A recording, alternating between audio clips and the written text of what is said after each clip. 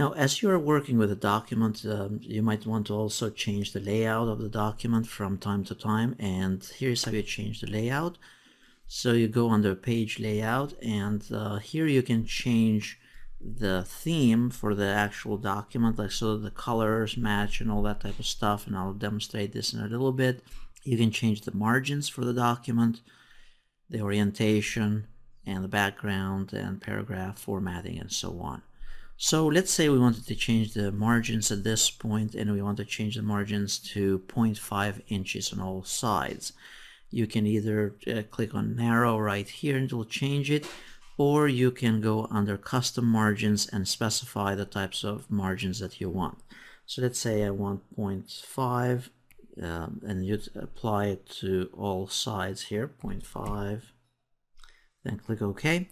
Notice that there is an option as well for set as default, and that means that every time you create a new document, the default margins will be 0.5 inches. Once I click OK, now the document has been changed so that the margins are at 0.5 inches. Additionally, you can change the orientation of the document. So if I have this document right here and I choose from portrait to landscape, now at this point that has been changed. The size of the paper, 8.5 by 11, you can change it to whatever other types of size that you want. And breaks, this would be the page breaks or column breaks and that type of stuff. And line numbers, you can have line numbers continuous. This would be in the case of a contract or something that you are working with where you want to refer to the actual lines in that contract. In specific documents, you can also, as part of the layout of the document, you can change add a watermark and have the document will be confidential. It will be just a watermark in the background of that specific document. Remove the watermark, that's how you change it. Sometimes you can also change the page color, and if you want the background and the document completely a different color, you can change it from here. So I'm going to remove the line numbers at this point. And then with themes, you can define specific themes so that everything flows as far as the color for each component, like the headers, the footers, the smart art and all that type of stuff, so it flows in the document.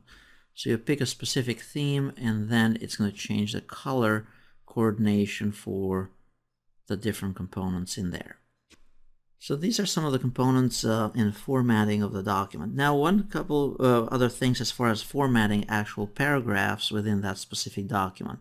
So if I select this document here, and let's say that I want to make this double spaced here, to change the double spacing, you can change it under the Home tab, and then go under spacing right here and make it double, let's say.